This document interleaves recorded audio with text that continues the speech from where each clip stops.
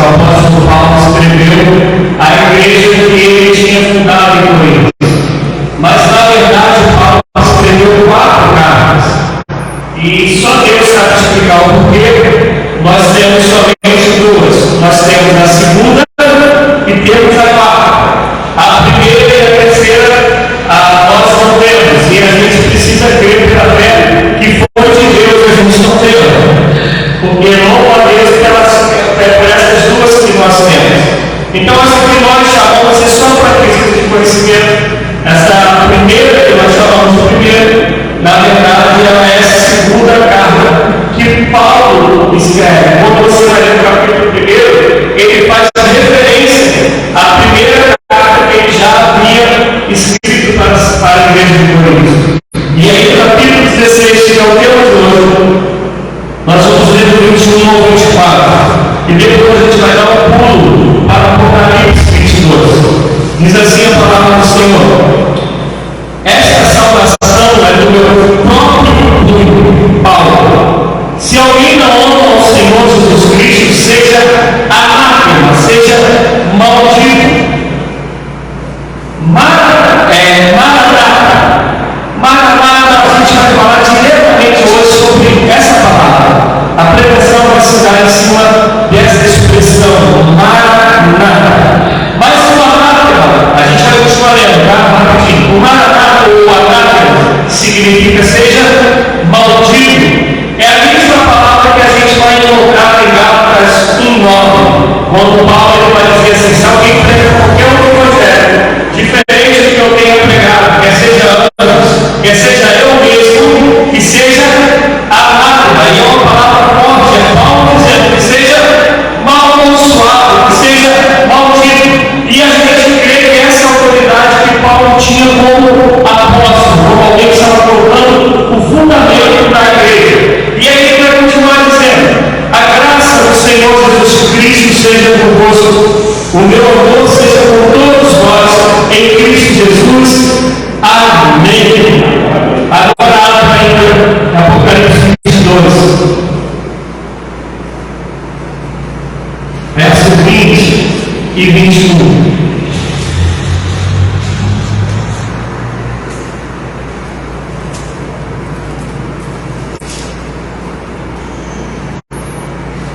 Alguém pediu para ele o Juliano, se ele não tem a Bíblia, alguém cliente com ele, está aqui.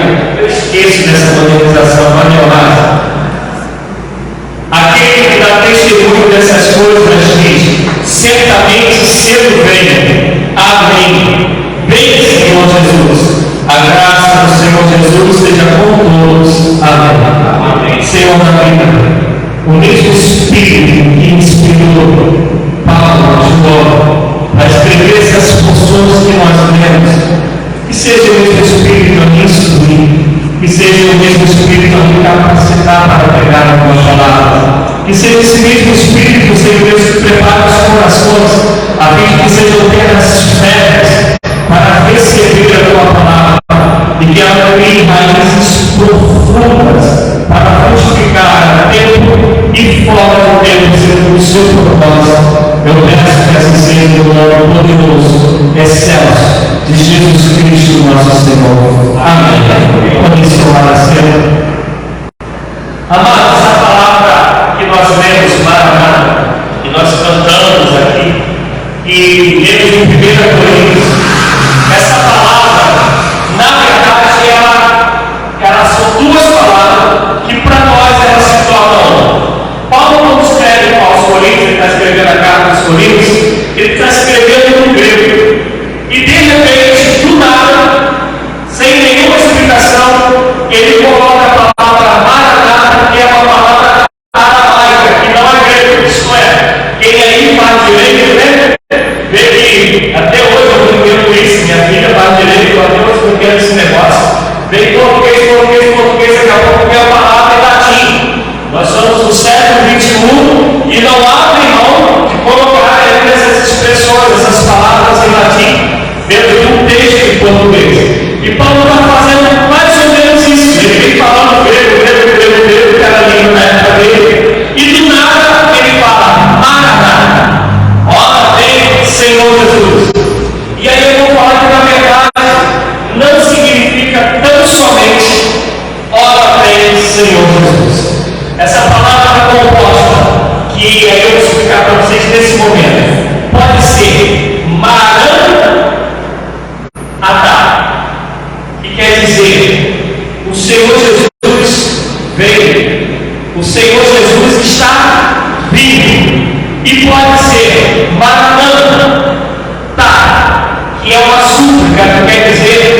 hora.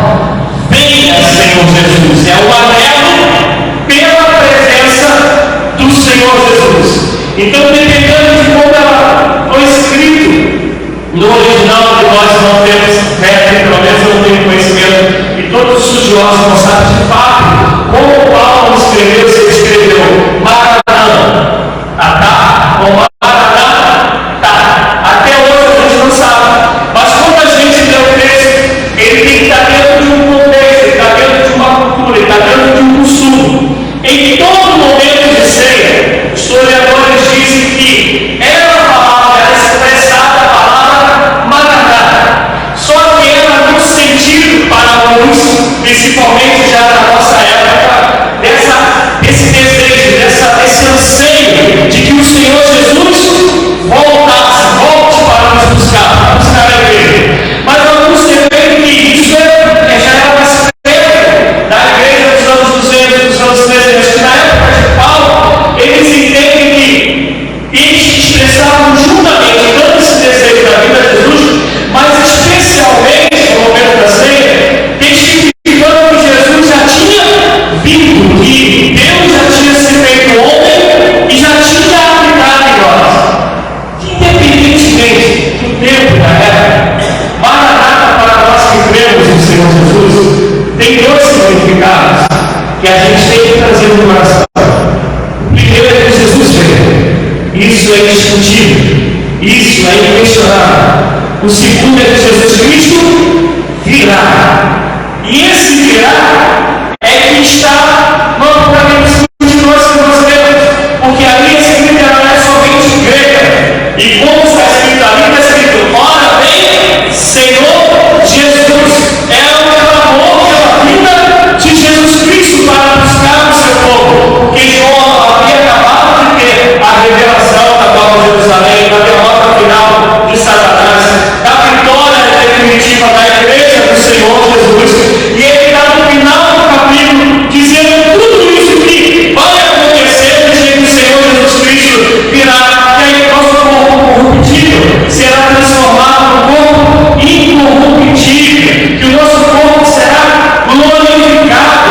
E tudo isso vai acontecer, e João vai no final do escrito, depois de ter toda aquela visão de Apocalipse, ele grita: Maranatha, ora vem, Senhor Jesus. O interessante é que João fala isso, brava isso, mas ele não morre. Eu falei isso hoje pela manhã. Desde o imperador libera João da visão que ele tinha de Apocalipse, na ilha de Patmos, da visão de Apocalipse, e ele vai morar em Efésios, e é lá que ele morre.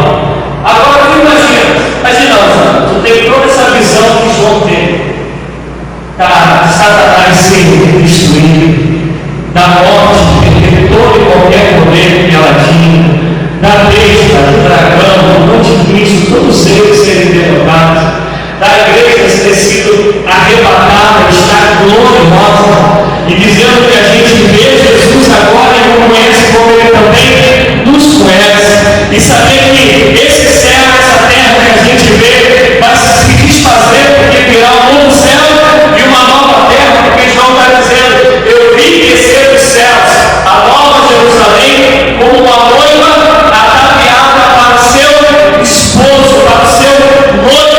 E João vê tudo isso e fala assim: poxa, mas eu vou ter que continuar nessa vida, vou ter que sofrer a perseguição que a igreja está sofrendo, que o Império Romano está tentando acabar, matar a gente.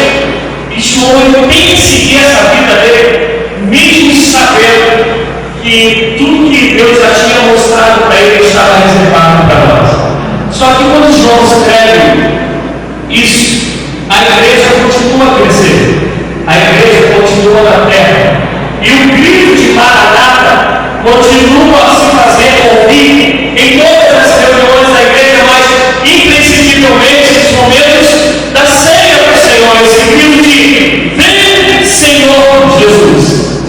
E é esse grito que a gente perdeu, esse desejo da vida do Senhor Jesus, de estar com Jesus, que a gente perdeu.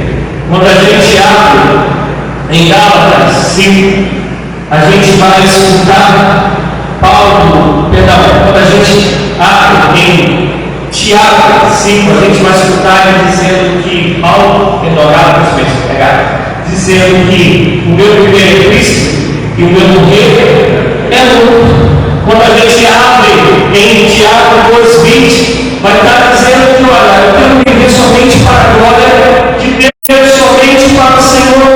E vem Paulo e fala que o meu viver é Cristo e eu morrer, mas eu tenho visto, mas a vida que eu vivo agora, nesse corpo eu vivo para a glória de Deus. É somente para a glória de Deus, porque muito melhor é estar com o Senhor. Em Filipenses 1, 2, 3, todo desejo de Paulo, todo clamor de Paulo para Filipenses é: meu desejo é estar com Cristo. Nós somos chamados para estar com Cristo. Gálatas 5:8, isso não é o Cristo de Paulo dizer agora: eu quero ir para o Senhor. Nós perdemos esse desejo de estar com Cristo, porque lamentavelmente a gente perdeu, ou talvez nunca tenha tido, a noção exata do que Jesus Cristo conquistou na cruz. A gente tem uma canção antiga que a gente canta: tudo que Jesus conquistou na cruz é direito nosso, é nossa herança. Mas quase sempre, claro que tem as exceções. Quando cantamos isso, nós cantamos pensando na vida aqui e agora. Jesus, ele me deu a glória para eu clamar e ele curar as enfermidades. Jesus já me deu o acesso ao Pai para eu clamar e ele me dar a paz que excede a todo entendimento. Jesus já me deu na cruz a vitória para vencer Satanás. Na cruz o Senhor me deu a vitória para que o Espírito desce e nos desse dons, nos desse poder para fazer sinais, para fazer maravilhas. E tudo isso é verdade. Mas isso é uma porção muito mínima daquilo que teria que ser nosso maior anseio, que é o anseio de estar com Jesus. Imagina você poder ver a manifestação, não mais perdão, a manifestação de Deus, mas você poder ver o próprio Deus.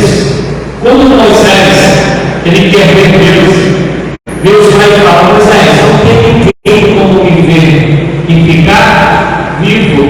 Nenhum homem pode ver a minha glória e permanecer vivo. E aí, de uma maneira simbólica, Deus fala para Moisés: fique escondido atrás de uma rocha, eu vou passar por uma fenda e você vai ver as minhas costas. E Deus não tem costas, Espírito tem costas. Não, Deus é Espírito. Espírito não tem costas. Isso é um simbolismo para nos dizer: tu vais ver um pedacinho de mim para você poder viver uma manifestação pequena da minha glória. Mas a Bíblia diz em Coríntios que, Paulo na Bíblia diz em Coríntios, que naquele dia nós vamos conhecer o Senhor como dele somos conhecidos. Isso tinha que haver dentro de nós. Imagina você estar com Cristo e não ter mais nenhum número, 011, 041, ninguém mais ligando para a tua casa e te cobrando nada. Não tem ninguém de telemarketing te ligando para te ficar te oferecendo coisas para comprar que você não quer comprar. Imagina você não ficar mais gripado, você não dar mais uma topada e tua unha subir assim e doer para caramba aberto. Imagina isso. Nada disso mais acontecer. Falando aí para os jovens que não gostam de estudar, mas aprendam a gostar de estudar, mas não vai ter mais que estudar. Aqueles que acordam 2h30 da manhã, acabou isso. Você vê, acabou. Só que antigamente era assim. Até os 400 anos, 420 anos da igreja, a igreja todos os dias dizia que esperava a volta do Senhor Jesus. E eles não só esperavam, eles desejavam a volta do Senhor Jesus. Porque o pensamento deles, a direção deles, é de que viver com Cristo definitivamente, totalmente, integralmente, não se compara a nada do que a gente pode experimentar aqui. Só que o que acontece? Desde que o homem caiu, o homem tem desejo de ter.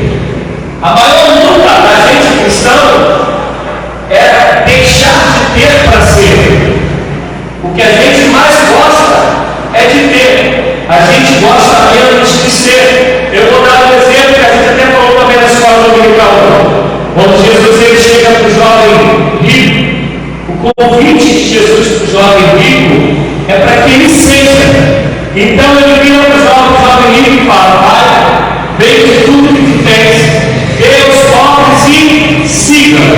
E ele não faz isso. Quando Jesus fala siga, Jesus tem alguma coisa contra você ter posse? Não. Ele apenas sabe com quem ele está falando. Ele sabe onde está o nosso coração. E o desejo dele para aquele jovem, deixa ele para passar a ser orgulhoso. Deixa o Evangelho penetrar em você, a minha essência penetrar em você. E a Bíblia diz que o jovem rico vai embora entristecido porque ele possuía muitos bens. Mas diferentemente de Paulo que escreveu isso aqui, Paulo tinha posição social, Paulo tinha autoridade, Paulo tinha pertences. E quando você vai ler, pensa comigo, mas não precisa me responder. Quando você vai ler os chamados, escuta essa errada. Quando você vai ler os chamados de Paulo em Atos 9, Deus fala para Ananias o seguinte: Ananias, vá à chamada direita. Lá está um homem chamado Saulo. E Ananias fica com medo, né? Porque Paulo era conhecido como perseguir a igreja. E ele fala assim: é muito importante para mim, falando sobre Saulo.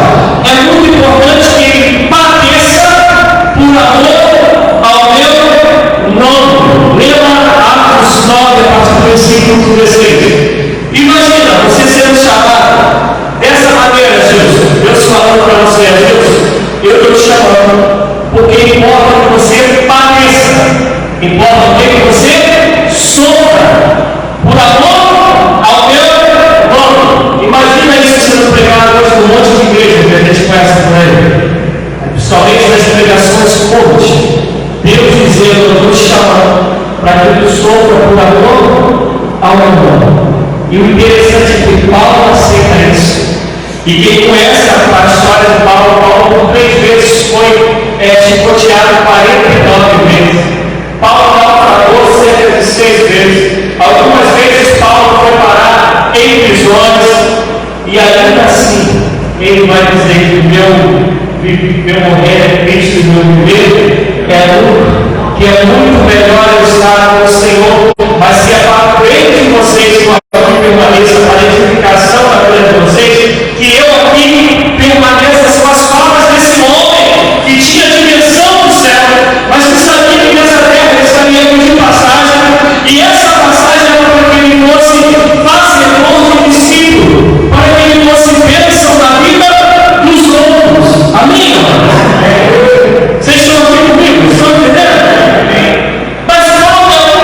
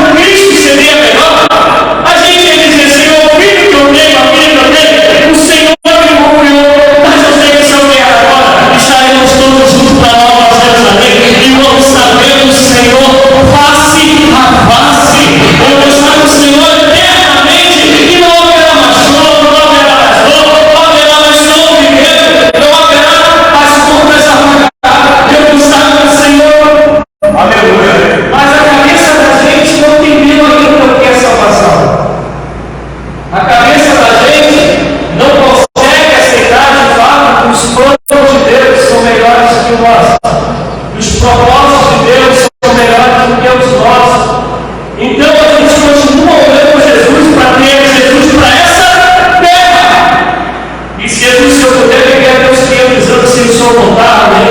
Mas Senhor, eu tenho filho. Se meu filho puder viver até os 20, amém. E meu filho me deu mulher, então, mas o neto viver, Deus nos deu, porque a gente quer sempre viver aqui, porque a gente não compreendeu que toda maldade, que toda ansiedade, que todas as enfermidades, que todas as angústias, que todas as tribulações, que todas as dores, tristezas, elas só acabarão quando esse corpo tivesse refletido na competitividade. E isso só acontecerá quando Jesus vier buscar a sua noiva, que somos em se entendemos de fato isso, nosso grito tinha que ser o tempo todo. Maranata, hora vem, Senhor Jesus. Mas aí, você vai ver lá na Mesopotâmia, desde sempre o ser humano ele quer acumular, ele quer ter. Só que, mesmo querendo, a nossa sede de ter nunca foi tão grande como quando chegou o capitalismo. Aqui que é um lugar que muita gente vive ou viveu na roça, né? Vocês sabiam que, melhor do que eu, você sabia exatamente isso da prática, que você ia lá, ainda que você vendesse alguma coisa para alguém, entrasse um dinheirinho, a maior alegria é você ter o que comer. Você saber que a tua terra está produzindo para a subsistência sua e da sua família. Se vivesse, maravilha, melhor ainda, mas se não viver, normalmente a alegria é saber que você está vivendo, você tem o pão na mesa, você tem a família ao redor da sua mesa. E isso foi durando, de certa maneira, até o século XV. No século XV, começa a acabar o feudalismo e começa a ser instituído aquilo que nós conhecemos até hoje como o capitalismo. E quando chega no meado do século XVII, do século XVIII, com a industrialização, que é inclusive do século XVIII em diante vai nascer a pira onde nós estamos inseridos hoje, que é o metodismo, a industrialização, a revolução industrial está acontecendo, o capitalismo é implantado de maneira muito forte. E qual é a função maior do capitalismo? É lucro. E para ter lucro eu tenho que ter dinheiro. E para poder ter lucro e ter dinheiro, a gente tem que ter algo que se venda. E para poder se vender, tem que ter alguém que compre. E para alguém comprar, você alguém tem que ter dinheiro. E para ter dinheiro, você tem que trabalhar. E a gente tem que trabalhar como era na roça. Para poder viver, agora a gente vive para trabalhar. E nunca o que a gente tem é suficiente. Pode reparar, você era terra. Aí de repente você ganhou ou comprou uma bicicleta. E você está tão feliz com a bicicleta novinha. Passaram 2 semanas, a bicicleta já não serve mais. O que você quer? Estou indo devagarzinho, tá? Eu quero uma motinha, quero uma 125. Que aqui tem outro, né? A 125 não te atende mais. Você agora quer uma nova, é uma cabazada, de repente o modo sabe o que eu estou falando. Passa o tempo e você fala, eu preciso de um carro. Ah, mas esse carro não é 1.0. Eu preciso de pelo menos 2.0. Se possível, que eu só falo de rica,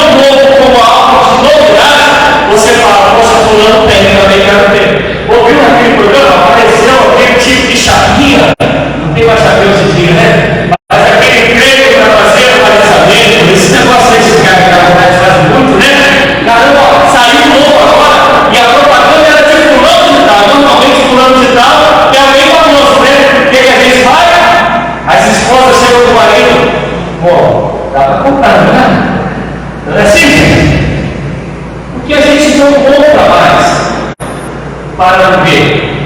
A gente vive para comprar. E quanto mais a gente compra, mais tempo a gente quer estar nessa terra. Porque a gente fala, eu comprei nem desfrutei. E quanto mais a gente compra, mais vão oferecer coisas para comprar. E mais sonhos de consumir a gente vai ter. E mais forte vai ficando o nosso umbigo agarrado nessa terra. Por isso que Jesus já tinha dito, não ajudeis tesouros na terra. Nesse lugar onde o ladrão rouba e a graça corrói. Antes, ajudei tesouros no céu, onde o ladrão não rouba e a graça corrói. Porque onde tiver o meu tesouro, aí estará o meu coração. Mas a gente fala, Senhor, tesouro aí, é eu viver para a glória do teu nome. Tesouro aí, é eu ter que renunciar ao montão de vontade que eu tenho, para poder viver tão somente a tua vontade. Tesouro aí pode ser muitas das vezes, eu acredito que abrir mão do projeto, não necessariamente, mas muitas das vezes sim, abrir mão de um projeto para poder viver os teus projetos. Então, Senhor, não dá não, eu vou fazer tesouros aqui. Quando nós viemos para cá, algumas pessoas da família, como sempre, eram chamadas de loucos.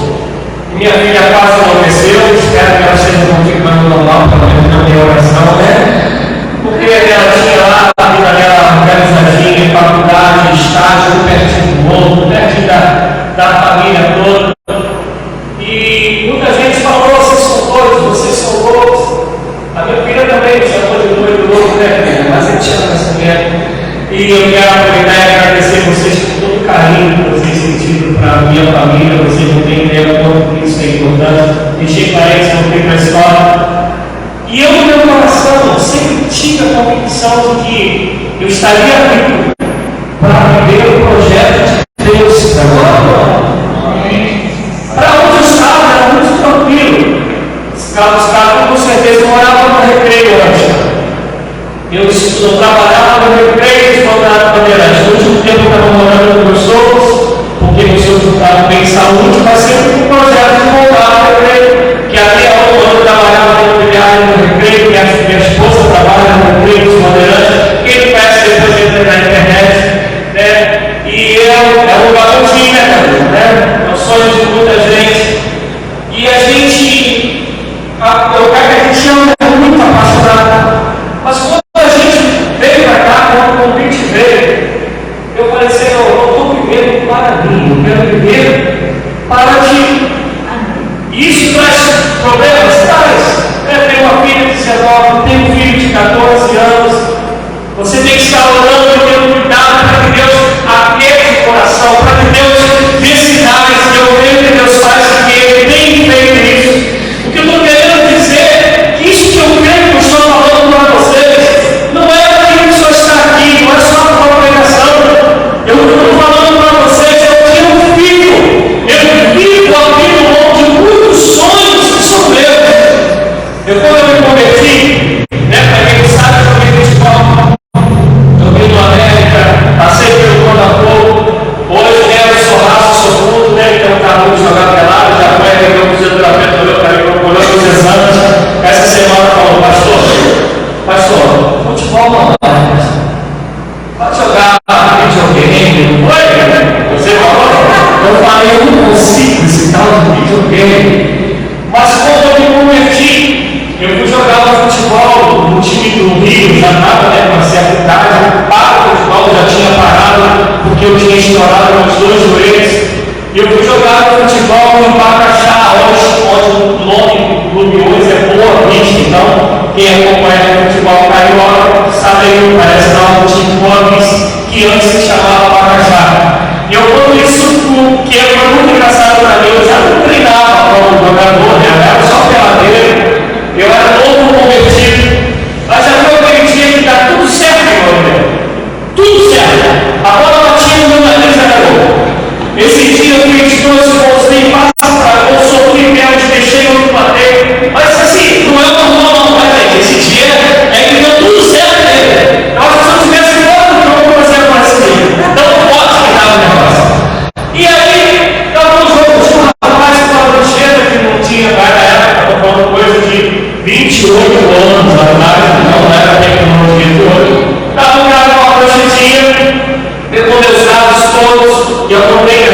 futebol para ele, olha, o pessoal está de férias, porque se era dezembro, janeiro, uma coisa assim, era verãozão, era férias, jogadores, o pessoal está de férias, mas o diretor, quando voltava, fazia contato contigo.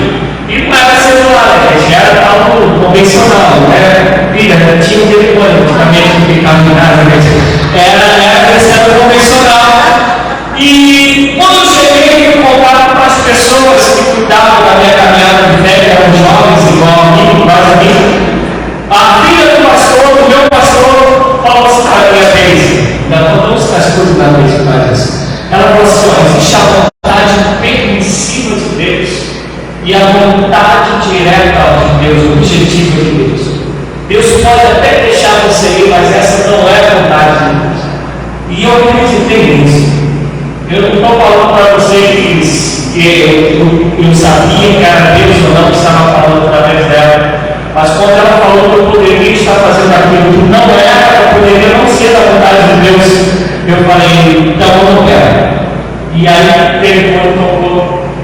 E eu falei, amigo, obrigado, mas eu não vou. E não fui. E estou aqui depois de 29 anos, em São Mateus, pregando para vocês, para a glória do Senhor Jesus. Não sei como seria a história, mas eu sei que a história que eu estou vivendo. Eu estou contando tudo isso, porque eu falo para todo mundo. Se eu fechar os olhos, eu fui policial militar, gente, para quem não sabe, para quem não sabe, pode ver, minha senhora aqui, minha esposa está aí. Se tem um negócio que eu não tenho medo da morte, nenhum. E o dia que o negócio está bravo, o dia que eu falo para Deus, Senhor, eu sei que eu fecho o olho aqui, gente, e vou abrir a palavra de Deus. Eu vou fechar o olho aqui.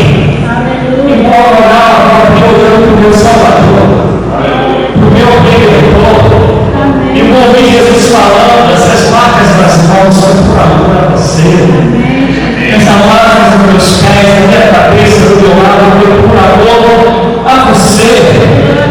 Por mais que eu ame a minha esposa, meus filhos, e Deus sabe qual eu amo, nada se compara a eu poder encontrar o meu Senhor, quer seja hoje, quer seja mais para frente, mas Deus sabe que eu vivo dizendo, Maranata, ora vem, Senhor Jesus.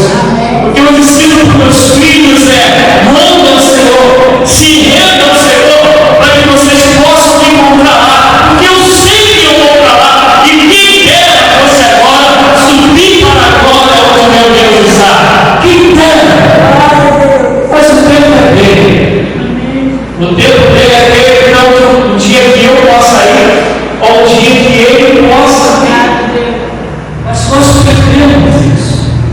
Nós perdemos tanto isso, que a ceia se tornou para nós religiosidade, do que falta de entendimento do que ela de fato é. O que é ceia? A ceia é um momento do Maranata, em todos os sentidos. A gente ceia porque sabe que Jesus veio, morreu a nossa morte, ressuscitou no terceiro dia para que nós possamos viver a vida dele. Ele foi assunto ao céu, mas a promessa da ceia é: toda vez que fizerdes isso, anunciai o meu reino, até que eu volte, até que eu venha, até que Maranata, ora vem, Senhor Jesus. Mas se a gente entendesse mesmo que é ser dentro do nosso comportamento, sabe o que a gente vai fazer? Senhor, muito obrigado porque eu sou veio, muito obrigado por eu sentar aqui à mesa. Mas Senhor, eu mando a mim, esse cara, eu ainda tenho muitos dólares, eu quero ver minha filha crescer, eu quero ver minhas filhas crescer. Amado, você vai estar com ela logo na minha vontade.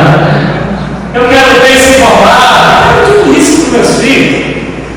Mas mais do que isso, eu quero que no dia que Jesus vier, seja com 20 anos, 15 anos, 17 anos, 30 anos, é que eles possam ouvir o Senhor dizendo: venha, Rebeca, venha, Tiago, bendito o Senhor, possui tolerância a tudo que eu tenho preparado para ti, desde a fundação dos séculos.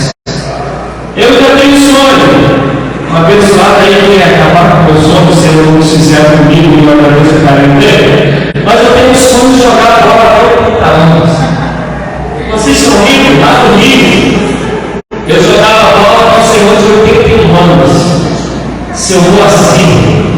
e no campo que é do tamanho do Maracanã.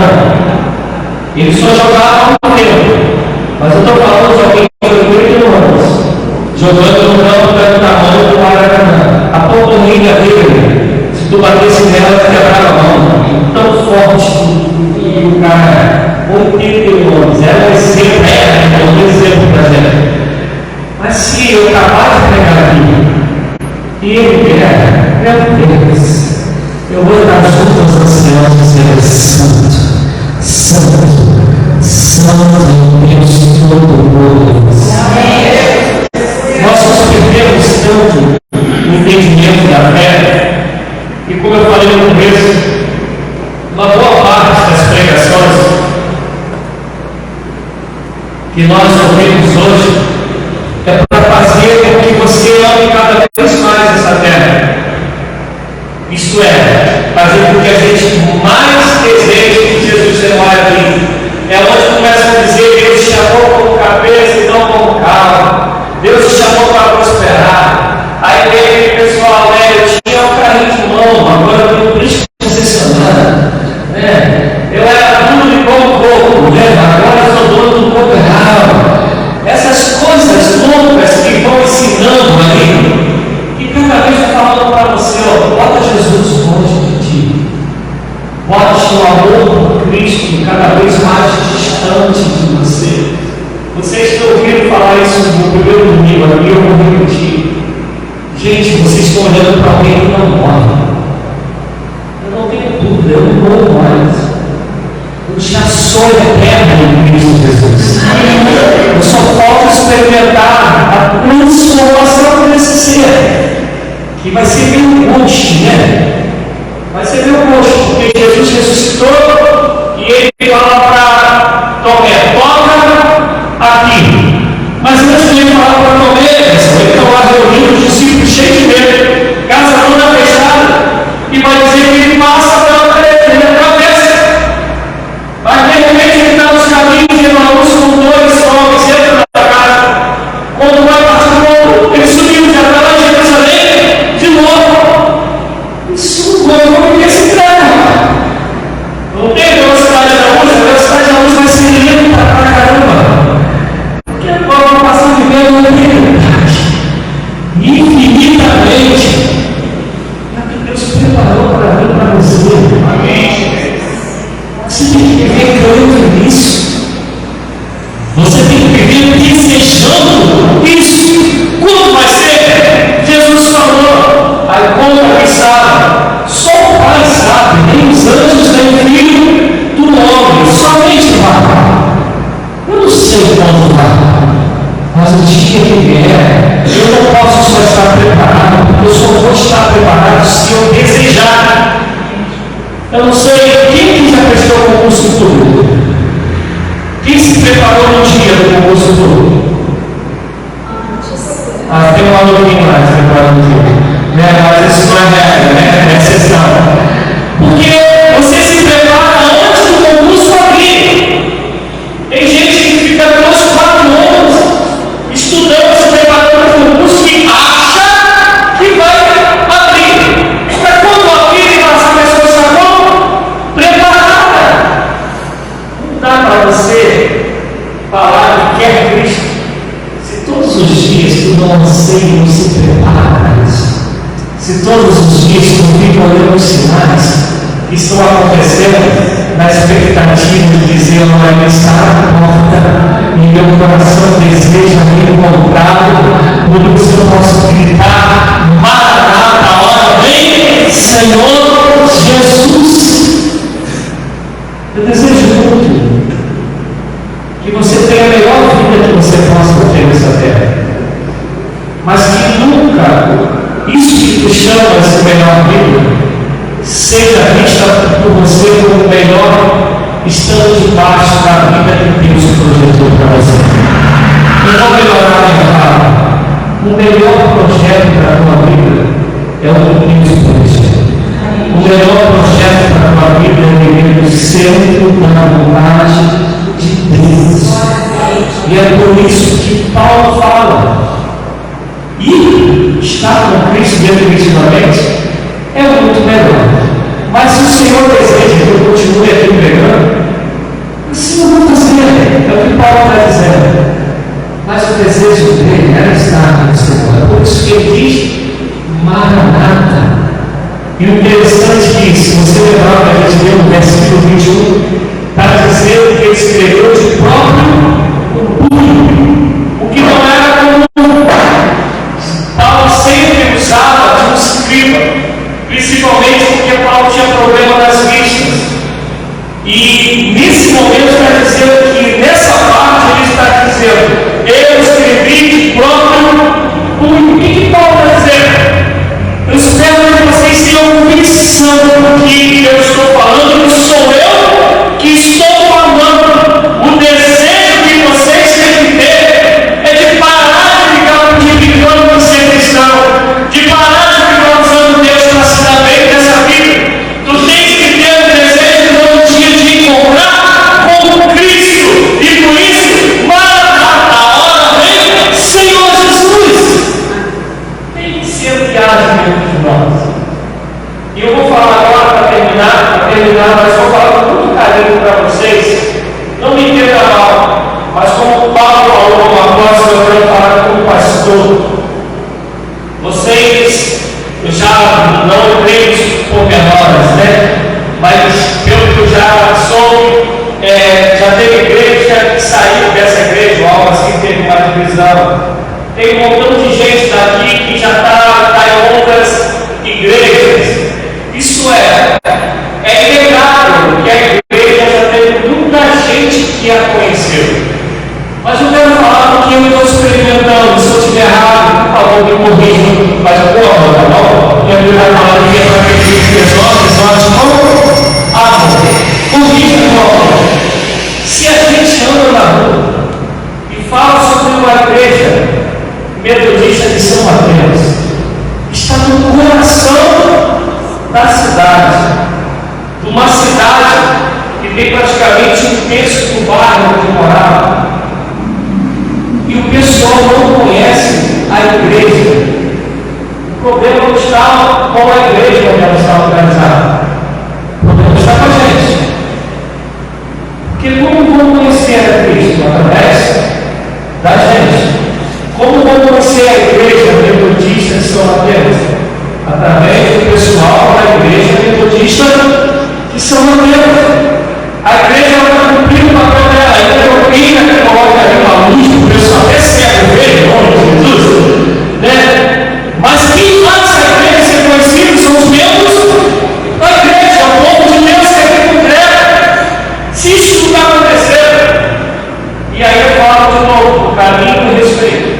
É que corre um grande risco da gente estar vivendo uma religiosidade, e religiosidade essa que está cheia, permeada do capitalismo que nos envolveu, desse desejo tremendo de ter e de ter. Eu falo, minha filha ouve eu falar isso desde que estava no ventre. Eu falo que eu gosto de ser igual carro velho. Quem já teve carro velho? Velho mesmo. Levanta a mão para a eu já tive. Qual é o normal do carro velho? Onde ele para, ele pega, a gente tem que chamar alguém para socorrer, para empurrar. Eu posso dizer que eu sou igual carro velho. Quando eu paro, eu prego. Se me deu um bom dia, já era. Vai ter que me ouvir falar de Jesus Cristo. Isso tem a ver porque eu amo ser chato. É porque Jesus morreu por aquela pessoa com quem estou falando, de tal maneira que ele morreu também para mim, na mesma proporção de igual. Jesus ama aquela pessoa, tal qual ele me ama. Ele perdeu o sangue da cruz por aquela pessoa. Qual o sim foi por você? A sua preocupação com as contas apagadas, com o carro que tem que trocar, com a casa que tem que ser melhor. Eu não estou falando contra isso, por favor, me entenda. Eu estou falando que isso não pode falar mais alto do que o desejo de você salvar vidas, do que você ser um instrumento para resgatar o perdido, para libertar o partido, para dar vista aos céus. E eu quero terminar em Lucas 4. vai falar sobre Isaías 61. Eu não vou abrir só para a gente poder terminar logo, mas Lucas 4, Jesus Cristo entrou numa sinagoga. Por favor, grave o que eu estou falando, preste atenção, por favor. Juliana, tudo bem? Se o pessoal estiver se tratando bem, fala comigo, tá bom? Claro. E Lucas 4, Jesus ele faz algo que ele poucas vezes fez, que é entrar numa sinagoga. E normalmente quando ele entrava na sinagoga, era para pegar a palavra e mostrar que ela está se cumprindo nele. Porque a vida de Jesus, vocês vão lembrar desse estudo de segunda-feira, de sexta-feira, a gente vai falar muito sobre isso. A vida de Jesus era sempre na vida, isto é, no caminho, na beira-mar, na casa de alguém. Pouquíssimas vezes você vai ver que Jesus entrou numa sinagoga, porque ele nos mostrou aquilo que ele nos ensinou em Mateus. Nós somos chamados para ser luz do mundo e sal da terra. Então, para ser lá fora. E aí, nesse momento, em Lucas 4, ele entra e ele abre e está dizendo assim: o Espírito do Senhor está sobre mim, porque ele me ungiu para pregar boas novas aos cativos que está falando aqui, da vida espiritual, cativos de Satanás, para poder dar vista aos céus, anunciar o ano aceitável do Senhor. Se você for lá em Isaías 61, isso continua. Gente, olha aqui, por favor, vou terminar. Isaías 61 tem um pedaço, está escrito lá: e a anunciar o ano aceitável do Senhor e o dia da salvação ou da redenção do nosso Deus. Por que Jesus não fala esse final? Porque esse final vai acontecer. Jesus ali presente era até o momento de anunciar o ano aceitável do Senhor. Quando vai ser o dia da redenção? No dia que Maranata acontecer. No dia que o Senhor Jesus vier buscar a sua igreja. Aí não tem mais tempo. Ou é céu ou é inferno. Ou vida eterna ou morte eterna. Meu desejo é que a gente viva ansiando pela vida do Senhor. E nessa caminhada fazer com que outros possam encontrar Cristo naquele grande dia, tal como eu e o Senhor faremos. Amém, irmãos? Amém? Vocês permitem que a gente termine cantando a música que a gente já cantou aqui no Maranata? Vamos